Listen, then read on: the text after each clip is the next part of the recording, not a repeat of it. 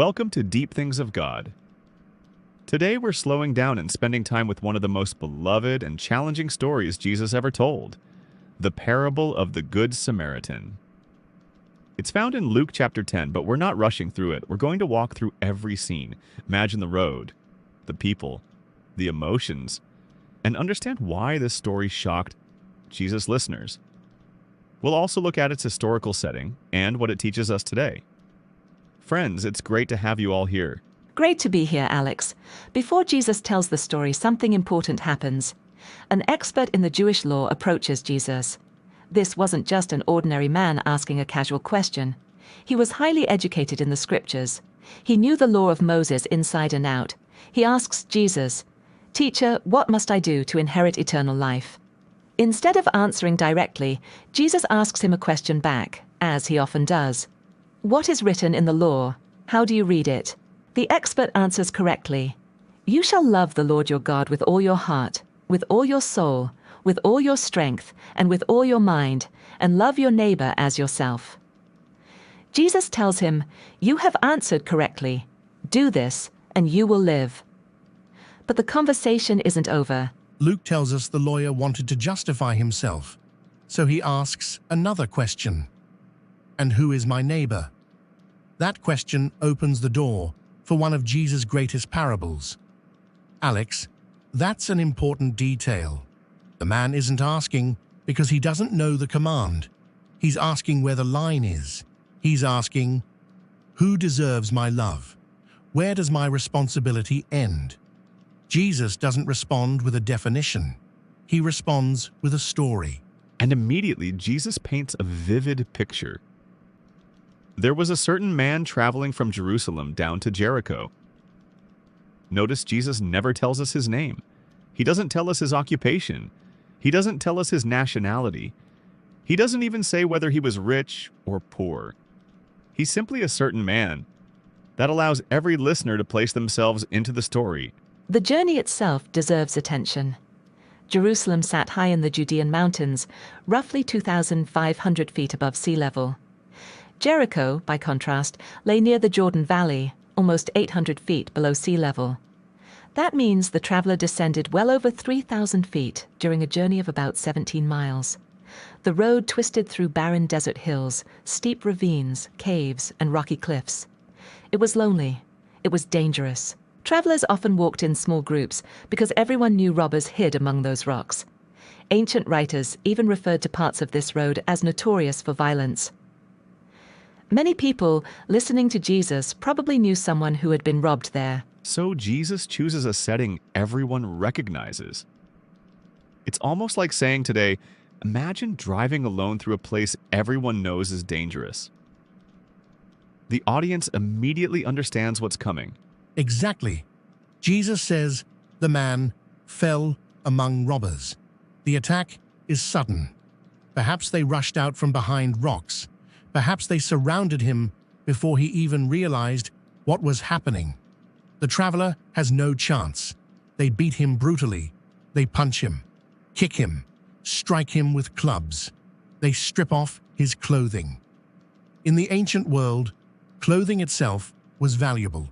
They steal everything he owns. Then they leave him lying on the roadside. Jesus says he was half dead. That expression tells us how severe the beating was. He's breathing, but barely. He may drift in and out of consciousness. His face is swollen. His body is bleeding. He cannot stand. He cannot call loudly for help. The desert sun beats down on him.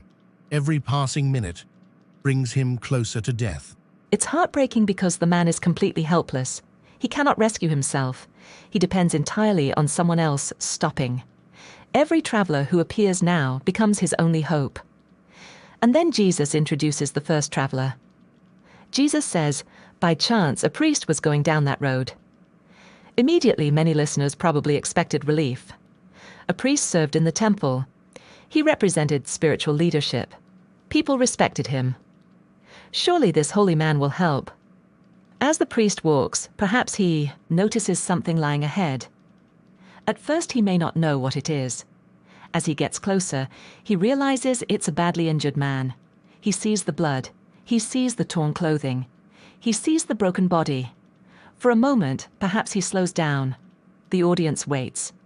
Surely he'll kneel beside him. Surely he'll help. Instead, Jesus says, "He passed by on the other side." He deliberately moves across the road. He creates distance. Then he continues walking. The wounded man is left exactly where he was.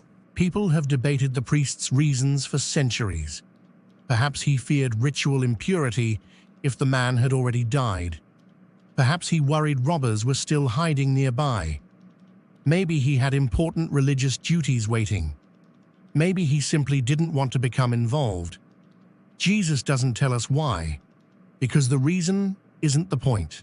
The choice is, he saw, he walked away. That's a sobering detail. Sometimes we imagine compassion begins with seeing, but the priest saw.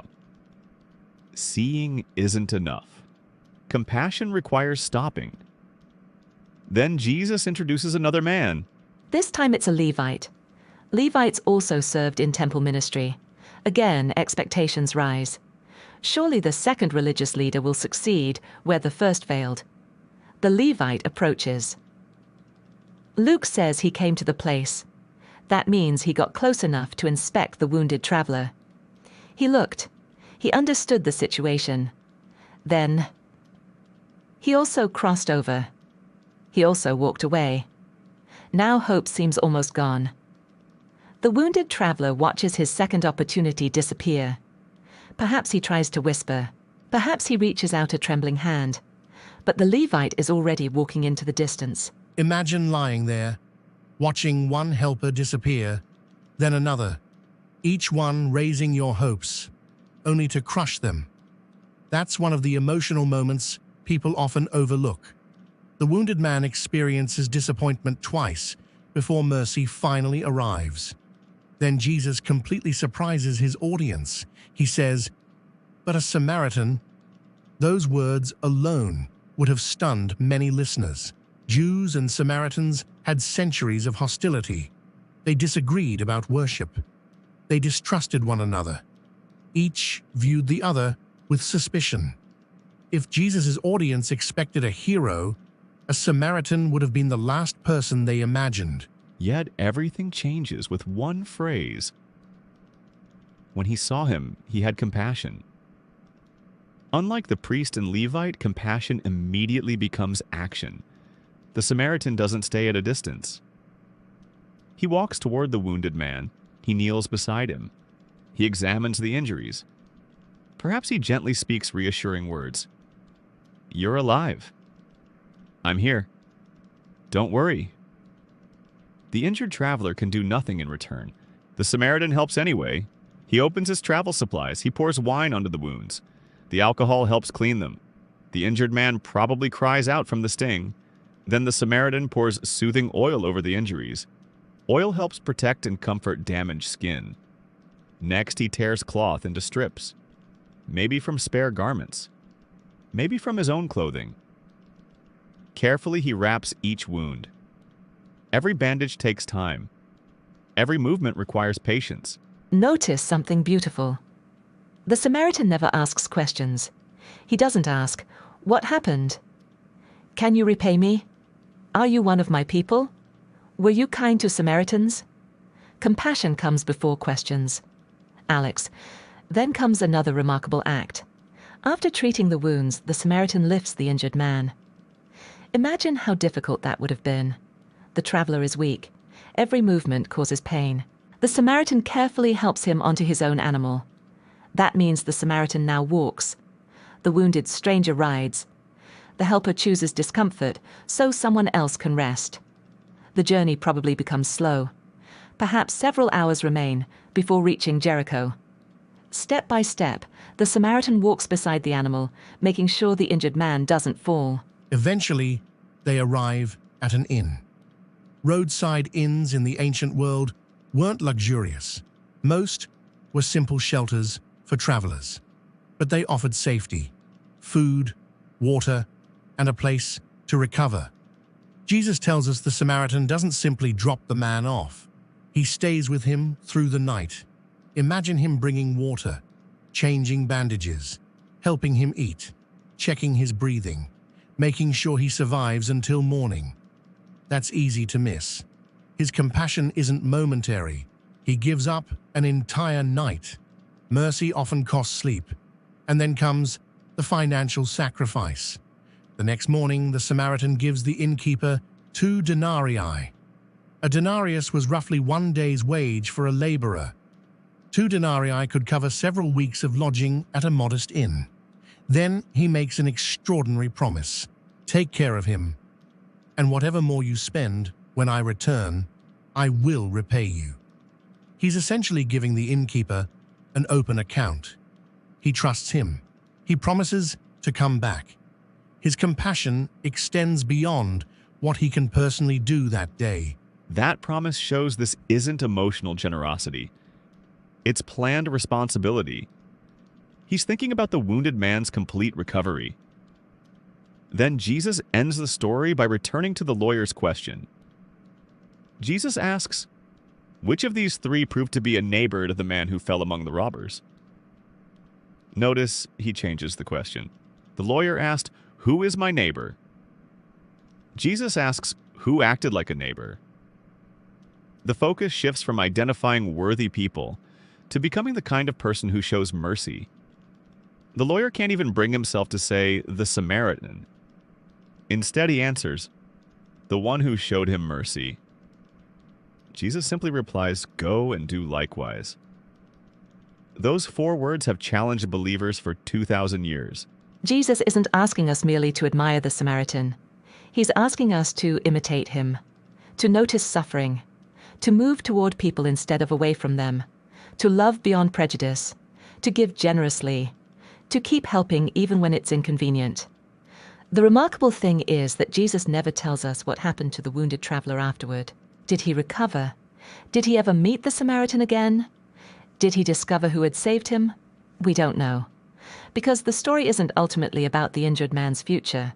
It's about our response whenever we encounter someone in need. History changes because ordinary people decide not to walk past suffering. One act of mercy can interrupt generations of hatred. One decision to stop can save a life. One compassionate stranger can become the answer to someone's desperate prayer. And perhaps that's why this remains one of Jesus' greatest parables. It begins with a question about eternal life. It ends with a command about everyday love. The road from Jerusalem to Jericho still exists in different forms today. The wounded still lie beside life's roads. The question is no longer, who is my neighbor? The question is, will I become a neighbor to the person God places before me? That's a fitting place to end. We've walked that ancient road, watched the tragedy unfold, seen 2 men pass by, and witnessed one unexpected stranger choose compassion over convenience. Jesus' closing words still echo across the centuries with the same power they had that day. Go and do likewise. Thank you all for joining this conversation, and thanks to everyone listening. Until next time.